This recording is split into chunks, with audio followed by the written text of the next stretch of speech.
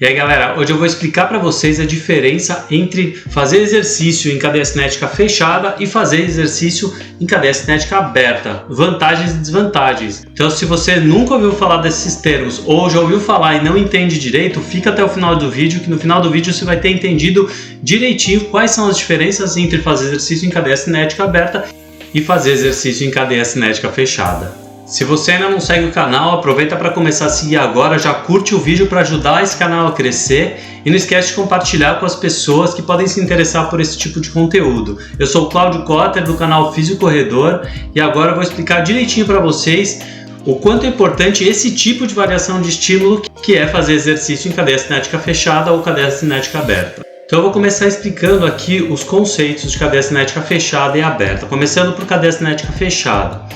Cadeia cinética fechada significa que o seu membro está em apoio no chão, seja membro superior ou membro inferior. Então, no caso do membro inferior, como é esse exemplo aqui de agachamento, o pé está apoiado no chão. Então, é cadeia cinética fechada para membro inferior. Nesse outro caso, vocês estão vendo que o braço está apoiado no chão. E isso é um exemplo de cadeia cinética fechada para braço. No caso aqui, o ombro e também o quadril estão fazendo exercício em cadeia cinética fechada. E por que a gente trabalha cadeia cinética fechada para ombro? Nesse caso, a gente está querendo aumentar a pressão articular, a pressão que tem dentro da articulação, para que ative a musculatura estabilizadora, os ligamentos fiquem mais espertos, para que haja uma estabilização melhor dessa articulação.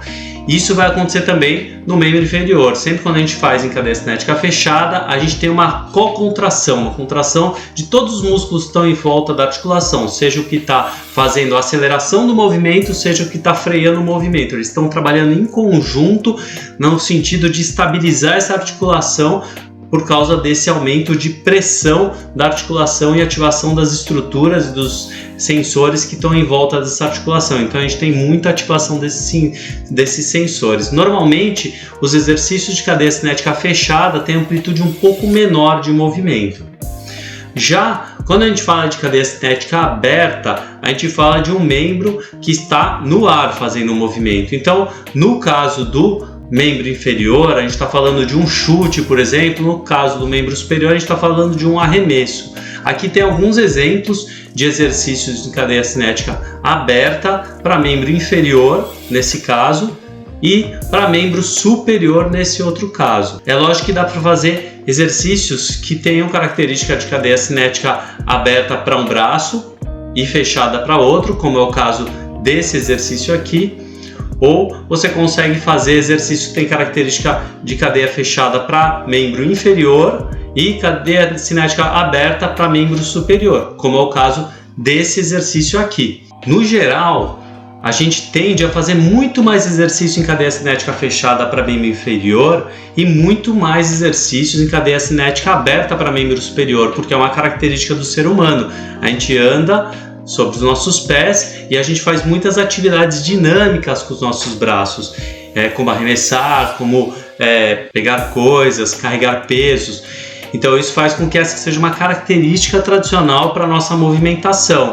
Outra vantagem interessante de trabalhar a cadeia cinética aberta é trabalhar a aceleração e desaceleração numa amplitude maior de movimento e de uma forma mais dinâmica, com maior velocidade. Isso é super importante no caso de arremessadores, por exemplo, e de chutadores, de pessoas que trabalham com chute. Mas também, se a gente for pensar em corredores, enquanto um pé está em cadeia cinética fechada porque ele está apoiado no chão, a outra perna está trabalhando em cadeia cinética aberta. Isso faz com que seja muito importante que um corredor ou qualquer esporte que dependa da corrida trabalhe também para membro inferior com cadeia cinética aberta. Se você ainda tiver dúvida sobre a diferença entre fazer exercícios em cadeia cinética aberta ou fechada, já deixa aqui nos comentários que eu posso fazer mais um vídeo complementando esse vídeo, explicando mais a fundo esse conceito de cadeia cinética aberta e fechada. Mas o principal conceito que eu quero que fique claro aqui para vocês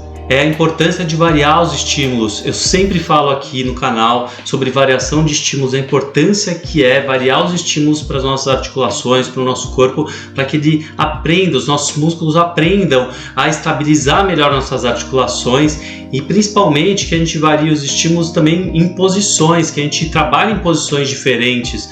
Busque formas alternativas de ativar a sua musculatura em posturas diferentes. Isso faz com que você dê uma diversidade maior de possibilidades de estabilização para a sua articulação. Esse é um dos fatores mais importantes se a gente for pensar em termos de prevenção de lesões.